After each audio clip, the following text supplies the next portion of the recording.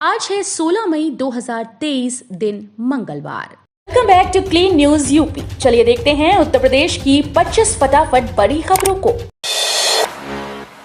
देश और विदेशी उद्यमियों की मदद के लिए चुने गए उद्यमी मित्र निवेश में आ रही समस्याओं को सुलझाएंगे। देश और विदेश के उद्यमियों की समस्याओं और उनके समाधान के लिए प्रदेश सरकार उद्यमी मित्रों की नियुक्ति कर रही है। इन उद्यमी मित्रों की चयन प्रक्रिया पूरी होने के बाद 105 उद्यमी मित्रों का रिजल्ट जारी कर दिया गया। ये रिजल्ट इन्वेस्ट यूपी की वेबसाइट पर जाकर उद्यमी मित्र के सेक्शन पर क्लिक करके एक पेज ओपन होगा, जिस पर रिजल्ट को डाउनलोड किया जा सकता है। उद्यमी मित्रों का सिलेक्शन लिखित परीक्षा और साक्षात्कार के आधार पर किया गया है। जल्द ही सभी 105 उद्यमी मित्रों को जनपदों और इन्वेस्ट यूपी कार्यालय और मुख्यालय पर नियुक्ति दी जाएगी। छात्रवृत्ति के आवेदन में देना होगा पिता का आधार कार्ड। छात्रवृत्ति व शुल्क भरपाई के ऑनलाइन आवेदन में अब छात्र को अपने पिता का आधार भी देना होगा। आयकर विभाग की वेबसाइट से आय के मिलान के लिए यह कवायद शुरू की जा रही है। इनकम टैक्स रिटर्न में निर्धारित सीमा से अधिक आय मिलने पर आवेदन रद्द हो जाएगा। प्रदेश में अनुसूचित जाति जनजाति के 2.5 लाख व अन्य वर्गों के 2 लाख रुपए तक सालाना आय वाले परिवारों के विद्यार्थियों को शुल्क भरपाई के साथ छात्रवृत्ति की सुविधा दी जाती है। आगरा विश्वविद्यालय में 18 मई से होगी पुनर्परीक्षा। 2 घंटे में हल करना होगा पेपर। डॉक्टर भीमराव अंबेडकर विश्वविद्यालय में 18 मई से पुनर्परीक्षा शुरू हो रही है। वार्षिक प्रणाली के तहत स्नातक परास्नातक पाठ्यक्रमों के सत्र 2021-22 की पुनर्परीक्षा के लिए आगरा, मथुरा, फिरोजाबाद समेत विश्वविद्यालय से संबंधित 8 जिलों में नोडल परीक्षा केंद्र बनाए गए हैं। विश्वविद्यालय ने परीक्षा कार्यक्रम भी जारी कर दिया। 3 पालियों में ये परीक्षाएं होंगी। डॉक्टर अंबेडकर विश्वविद्यालय में 18 मई से रेगुलर और प्राइवेट विद्यार्थियों के लिए शुरू होने वाली पुनर्परीक्षाओं में 2 घंटे के अंदर प्रश्न पत्र को हल करना होगा। संस्कृत विश्वविद्यालय की हेरिटेज गैलरी में संरक्षित होगा 250 साल का इतिहास। वाराणसी स्थित संपूर्णानंद संस्कृत विश्वविद्यालय की हेरिटेज गैलरी काशी की कला और संस्कृति का साक्षात्कार कराएगी। मुख्य भवन में बनने वाली हेरिटेज गैलरी में विश्वविद्यालय के साथ ही बनारस की विभूतियों से रूबरू होने का अवसर मिलेगा। इसके लिए संस्कृति विभाग ने 20 लाख रुपए का बजट जारी कर दिया। विश्वविद्यालय में जल्दी हेरिटेज गैलरी आकार लेगी। बनारस आने वाले पर्यटकों के साथ ही विद्यार्थियों के लिए ये पर्यटन का नया केंद्र होगा। संस्कृत जगत की विभूतियों के साथ ही काशी के गणमान्य लोगों की जीवन यात्रा के दर्शन सुलभ होंगी। सीएम योगी ने सुनी फरियाद, बोले इलाज के लिए ना हो परेशान, सबको मिलेगी मदद।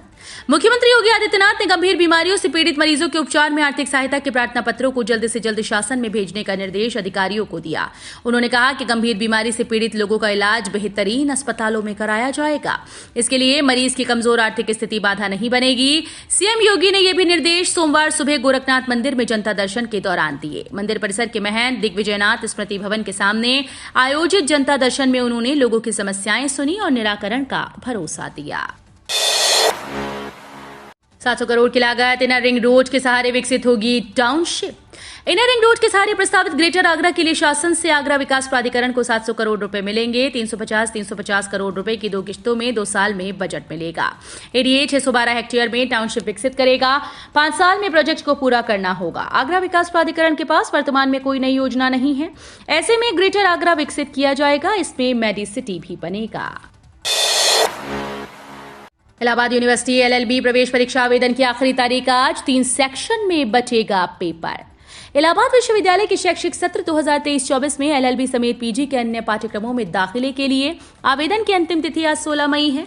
प्रवेश परीक्षा जून के पहले सप्ताह से प्रस्तावित है। परीक्षा में 3 खंड से सवाल पूछे जाएंगे। प्रत्येक खंड में 50-50 प्रश्न होंगे। प्रथम खंड में भाषा, द्वितीय जनरल अवेयरनेस एंड करंट और तृतीय खंड में लीगल एप्टीट्यूड से जुड़े प्रश्न होंगे। डीवीवीएनएल के बिजली उपभोक्ताओं का मई जून में कम आएगा बिल, ऐसे मिलेगा लाभ। आगरा में डीवीवीएनएल और टोरेंट के लगभग 9 लाख उपभोक्ताओं को जमानत राशि पर ब्याज का लाभ मई जून माह में मिलेगा। 4.25% ब्याज को बिजली कंपनीज मई जून माह के बिल में काट कर भेजेंगी। इससे इन दोनों माह में ज्यादा बिजली बिल आने से उपभोक्ताओं को थोड़ी राहत मिलेगी। इस संबंध में उत्तर प्रदेश पावर कॉर्पोरेशन के प्रबंध निदेशक पंकज कुमार ने निर्देश जारी कर दिए हैं। ऐसा न किए जाने पर संबंधित कंपनी को स्पष्टीकरण देना होगा। इलाहाबाद हाईकोर्ट में लॉ क्लर्क ट्रेनी के पदों पर भर्ती। इलाहाबाद हाईकोर्ट में लॉ फील्ड के फ्रेशर्स के लिए लॉ क्लर्क ट्रेनी के 32 पदों पर भर्ती निकाली है। ये भर्ती 1 साल के कॉन्ट्रैक्ट पर होगी, जिसे आगे बढ़ाया भी जा सकता है।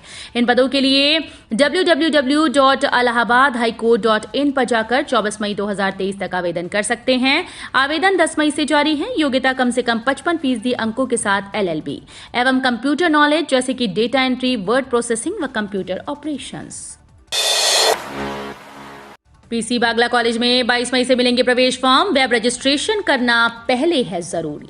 हाथरस के पीसी बागला डिग्री कॉलेज में स्नातक और परास्नातक के सभी संकायों में 22 मई से प्रवेश प्रक्रिया शुरू हो जाएगी। ऑनलाइन वेब रजिस्ट्रेशन करने के बाद कॉलेज से प्रवेश फॉर्म प्राप्त होगा। सभी संकायों में मेरिट के आधार पर प्रवेश दिया जाएगा। राजा महेंद्र प्रताप राज्य विद्यालय से संबद्ध पीसी बागला डिग्री कॉलेज में जल्दी प्रवेश की प्रक्रिया शुरू होने वाली है। कॉलेज के प्रधानाचार्य प्रोफेसर महावीर सिंह छोकर ने बताया कि महाविद्यालय में प्रवेश के लिए विद्यार्थियों को सबसे पहले विश्वविद्यालय की वेबसाइट पर वेब रजिस्ट्रेशन करना पड़ेगा।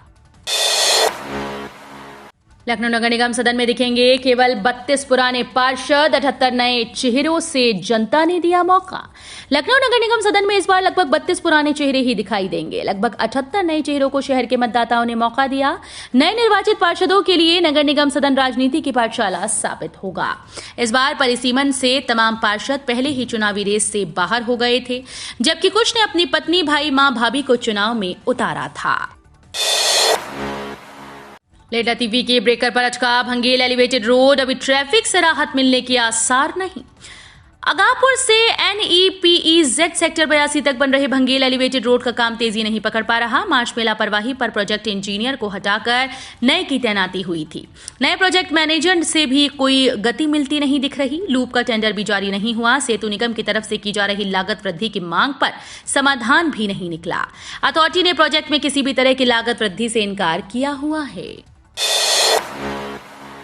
बबीना स्टेशन पर साबरमती एक्सप्रेस का प्रायोगिक हाल, यात्रियों को मिलेगा लाभ। बीना से अब बबीना की कर सकेंगे यात्रा। रेल मंत्रालय ने ट्रेन नंबर 19167 व 19168 अहमदाबाद वाराणसी सिटी अहमदाबाद साबरमती एक्सप्रेस का 15 मई से बबीना स्टेशन पर प्रायोगिक तौर पर दोनों दिशाओं में ठहराव प्रदान किया। ऐसे में अब यात्री बीना रेलवे जंक्शन से बबीना की यात्रा साबरमती ट्रेन में कर सकते हैं। Train number 19167 Ahmedabad Varanasi city Sabarmati express Babina station पर 17:01 से 17:03 गंतव्य के लिए प्रस्थान करेगी। ओवैसी ने किया मेरठ की जनता का शुक्रिया। राष्ट्रीय स्तर के खिलाड़ियों से पुलिस ने की अभद्रता। मेरठ में भामाशाह पार्क के बाहर पुलिस ने राष्ट्रीय स्तर के खिलाड़ियों के साथ अभद्रता कर दी। पुलिस ने बीच सड़क पर ही खिलाड़ियों के साथ मारपीट की। उधर AIMIM के असदुद्दीन ओवैसी ने शानदार प्रदर्शन पर मेरठ की जनता का आभार जताया। मेरठ नगर निकाय चुनाव में ऑल इंडिया मजलिस इत्तेहादुल मुस्लिमीन के उत्तर प्रदेश में शानदार प्रदर्शन से पार्टी के राष्ट्रीय अध्यक्ष व सांसद असदुद्दीन ओवैसी बेहद खुश हैं। आचार संहिता खत्म, महाकुंभ 2025 की तैयारियां हुई तेज। बनेंगे 5 रेलवे ओवरब्रिज, 2 फ्लाईओवर। महाकुंभ 2025 को लेकर बड़ी परियोजनाओं के काम में अब तेजी आएगी। खासतौर पर दीर्घकालीन प्रोजेक्ट इसी माह से शुरू कराने की कवायद शुरू हो गई।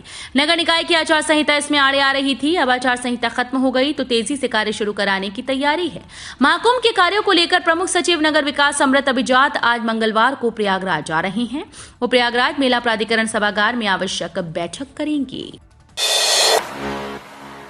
जिले में सुअरों में फैला अफ्रीकन स्वाइन फीवर, 50 की मौत। अलीगढ़ में पशुपालन विभाग गोवंश में अभी लंपी वायरस की रोकथाम कर ही पाया था कि अब सुअरों में फैले अफ्रीकन स्वाइन फीवर ने होश उड़ा दिए। छेरत स्थित संभागीय सूकर प्रजनन केंद्र में पिछले 4-5 दिनों में ही 50 से अधिक सुअरों की मौत हो चुकी है। इसमें से कुछ सुअरों में बरेली के इज्जतनगर स्थित भारतीय पशु अनुसंधान संस्थान ने अफ्रीकन स्वाइन फीवर की पुष्टि की। इसको लेकर DM इंद्र विक्रम सिंह ने नमूनों में इस घातक बीमारी की पुष्टि होने के बाद रोग प्रभावित क्षेत्र में सुअरों के आवागमन और सुअरों के मांस की बिक्री को प्रतिबंधित कर दिया। यूपी निकाय चुनाव में करारी हार पर मायावती ने 18 को बुलाई आपात बैठक। बसपा सुप्रीमो मायावती ने यूपी के निकाय चुनाव में पार्टी की करारी हार की समीक्षा करने के लिए लखनऊ स्थित बसपा कार्यालय में 18 मई को आपात बैठक बुलाई। इस बैठक में सभी बड़े नेता और पदाधिकारियों को शामिल होने के निर्देश दिए गए। मायावती इस बैठक में यूपी निकाय चुनाव में बसपा की करारी हार पर मंथन करेंगी। कॉलेजेस में शुरू किया जाए गर्भ संस्कार पाठ्यक्रम। राज्यपाल ने दिया महिला सशक्तिकरण पर जोर। बरेली के रोहिलखंड विश्वविद्यालय में सोमवार को आयोजित कार्यक्रम में राज्यपाल आनंदीबेन पटेल ने कई नए पाठ्यक्रम शुरू करने का सुझाव दिया। उन्होंने कहा कि शोध के अनुसार 8 साल तक की उम्र में बच्चों का मानसिक विकास 80% तक हो जाता है। इस दौरान बच्चों को संस्कृति और संस्कार पढ़ाना चाहिए ताकि बच्चे बड़े होकर नागरिक बन सकें। राज्यपाल ने महिला सशक्तिकरण पर जोर देते हुए कहा कि इसकी शुरुआत बेटियों से करनी चाहिए। भव्य स्वरूप लेने लगा है राम मंदिर। भूतल का 85% काम पूरा। श्री राम मंदिर की छत पर पत्थर बिछाने का काम और भी तेज हो गया। ट्रस्ट के द्वारा बताया गया कि अब तक श्री राम मंदिर की छत का 40% व राम मंदिर के गर्भगृह यानी भूतल का 85% काम पूरा हो चुका है। इसी साल अक्टूबर तक गर्भगृह का निर्माण पूरा कर लेने का लक्ष्य है। राम मंदिर के भूतल का काम अब अंतिम दौर में पहुंच रहा है। मंदिर की दीवारें खड़ी होने के बाद पत्थर बिछाने का काम तेजी से चल रहा है।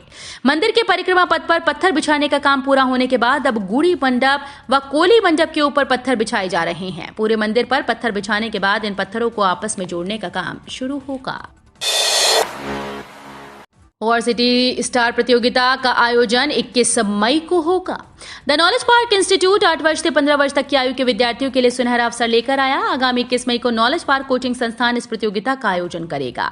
इस प्रतियोगिता में पहले गौर सिटी स्टार का चुनाव होगा। प्रतिभागी विद्यार्थियों को आकर्षक उपहार और प्रशस्ति पत्र के साथ साथ निःशुल्क क्लास काउंसलिंग सेशन का भी लाभ मिलेगा। संस्थान की निर्देशिका के अनुसार कोविड काल की विपरीत परिस्थितियों के बाद बच्चों को पढ़ाई में हुए नुकसान और स्कूल फ्रॉम होम के चलते लगी फोन और लैपटॉप की आदत से बाहर निकालने की जरूरत है।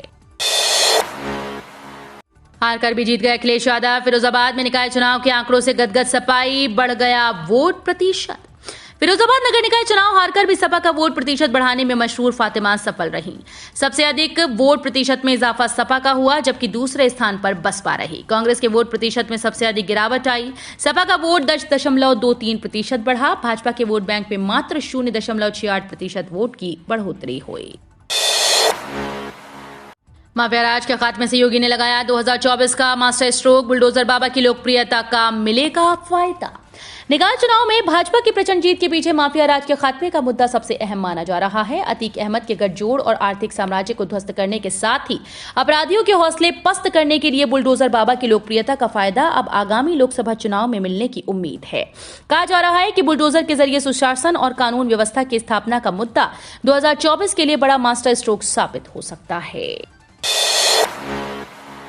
अगले 24 से 36 घंटे तक यूपी के इन जिलों में जमकर बरसेंगे बादल। मौसम विभाग ने जारी किया अलर्ट। उत्तर प्रदेश में एक पखवाड़ा पहले आंधी बारिश से तापमान में गिरावट आई थी, लेकिन अब तेज धूप और गर्म हवा के थपेड़ों से लोग बेहाल हो रहे हैं।